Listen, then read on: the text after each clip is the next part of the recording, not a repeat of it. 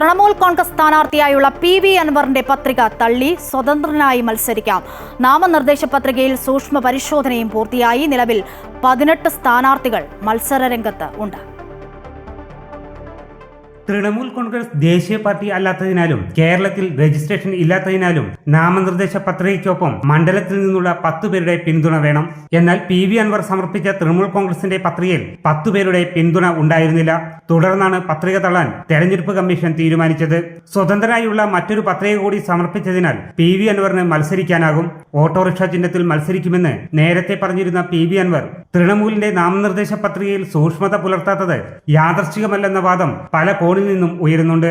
എന്നാൽ സാങ്കേതിക പ്രശ്നങ്ങൾ ഉണ്ടാകാനുള്ള സാധ്യതകൾ മുന്നിൽ കണ്ടാണ് 2 പത്രികകൾ സമർപ്പിച്ചതെന്ന് അൻവർ പറഞ്ഞു.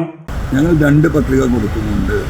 ഒന്ന് AITC-യുടേതാണ് പ്രിഫറൻസ് നൽകുന്നത്.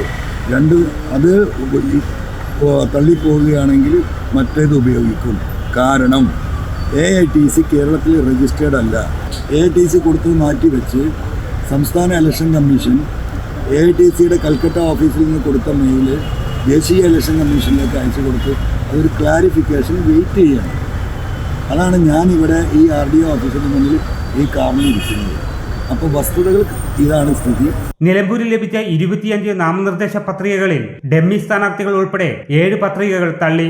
നിലവിൽ 18 സ്ഥാനാർത്ഥികളാണ് മത്സര രംഗത്തുള്ളത്. പത്രിക പിൻവലിക്കാനുള്ള അവസാന ദിവസം 5-ാം തീയതിയാണ്. അമൃത ന്യൂസ്, മലപ്പുറം.